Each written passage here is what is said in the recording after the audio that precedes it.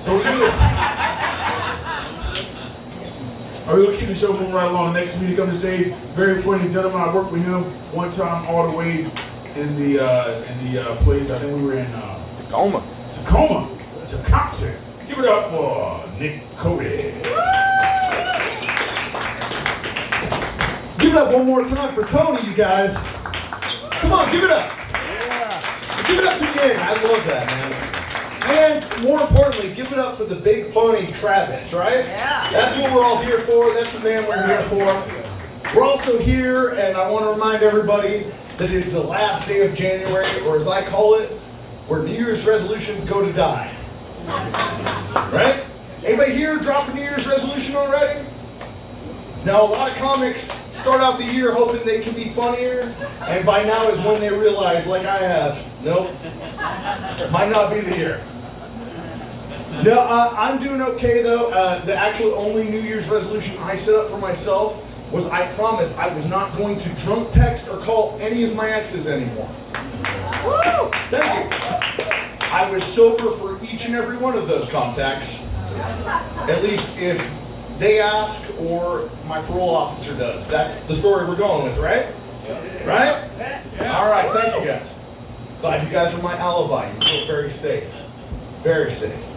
Another thing, it's not quite a New Year's resolution, just an urgent cause in my lifestyle.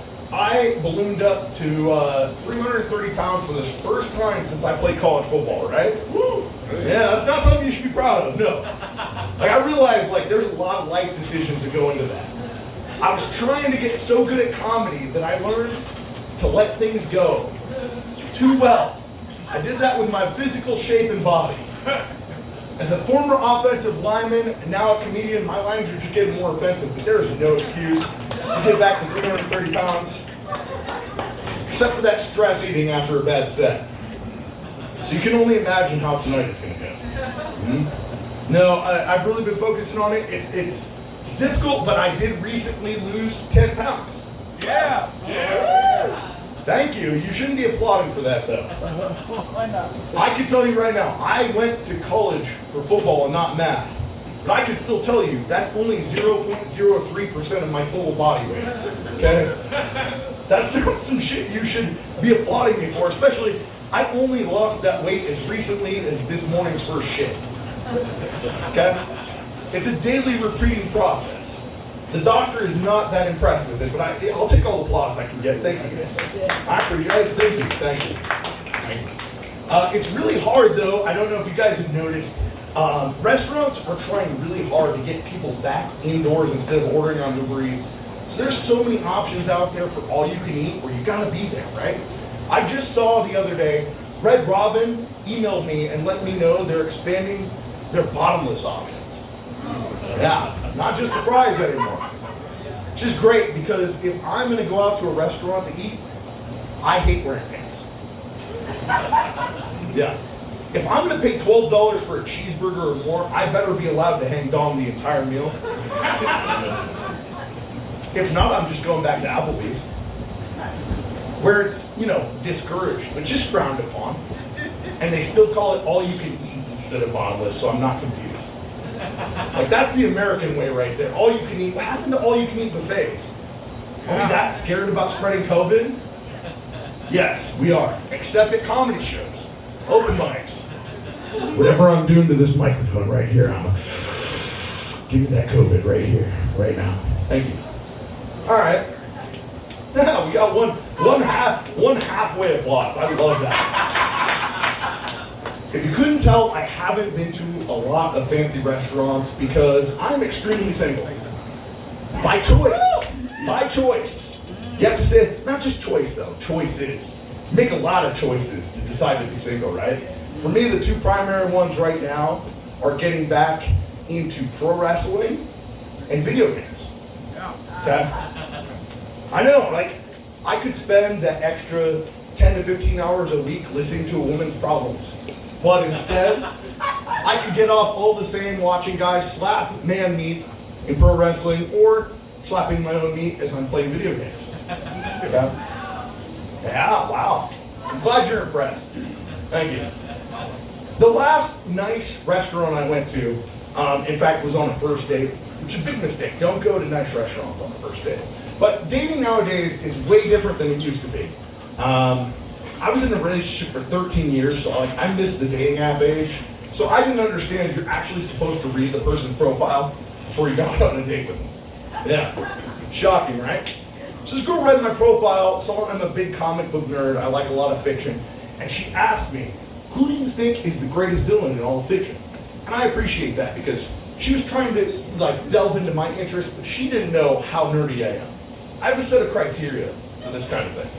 No, the Joker, Darth Vader, none of them match up because I have a set of criteria that you have to ask yourself, if it's the greatest villain, doesn't he have to have the highest kill count, the most appearances in fiction, and it helps if he has the most amount of followers and henchmen to make him a great villain.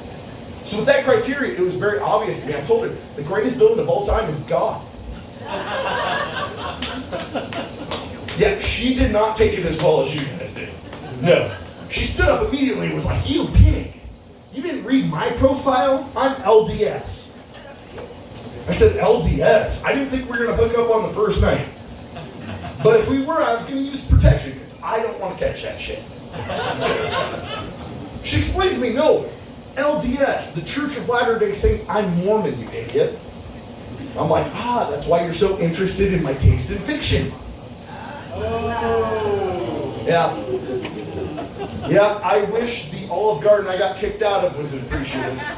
Nope. Again, like the last nice dinner I've been to, and the last time I was allowed bottomless options, when they brought out the soup and salad and I started unbuttoning my pants, they were a little weirded out, but all right.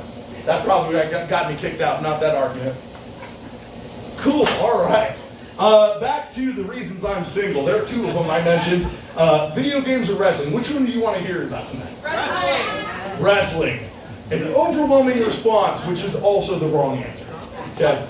No, it's actually good. I was in wrestling, I was into wrestling as a kid. I liked it, but then you get to high school, and then there's those people that tell you one of two things about pro wrestling, right? It's the G word or the F word. The G word is what? Gay, right? I'm glad I am a mature, strong individual now, grown up, that if wrestling is gay, I'm down to be a rock bottom all night. Yep. Not only that, again, it's the F word that really bothers us wrestling fans. You guys know what that is, right? Fake, right? No, it's predetermined. Just like I have to tell a lot of the girls I go on first dates with, this is predetermined. It's not going to last past the first couple dates if we don't hook up. All right? Okay. It's the best time to be a pro wrestling fan and to get back into it. I encourage all of you because it's the first time you can support pro wrestling without supporting Vince McMahon. I don't know if you guys saw the Wall Street Journal article. It's awful. Some words and some text that are even worse than anything you've seen on stage at the Shanghai Room. You wouldn't believe it. But there was one point I connected with a little bit too much. It was funny to me, but I look back and I'm a little disturbed. Because Vince McMahon, it turns out, names a lot of his sex toys after his pro wrestlers. Okay? And I happen to do something similar with the Seattle comedy scene. All the male performers you see tonight, I've got one. Some females too. Yeah, that's right. You've got the Scott Coburn. It's one of my longest prized sex toys. It only lasts about 30 seconds, but it gets the job done. You've got your yin, and my yin, I wish I actually learned how to figure out, but I couldn't read the instructions. And then you've got the very last one. It speaks for itself. It's called The Big Funny. He's coming to the stage in a little bit. Give it up for Travis Simmons and putting on all the show tonight. Thank you, guys. Give it up for Nick Tony. I didn't get a sex toy name or name. Oh, there's a Tony Wood coming tonight. You know what I'm saying? Just some nice and squishy. Just squishy. Soft in the middle. All right. Quick draw McGraw. That would be my sex toy.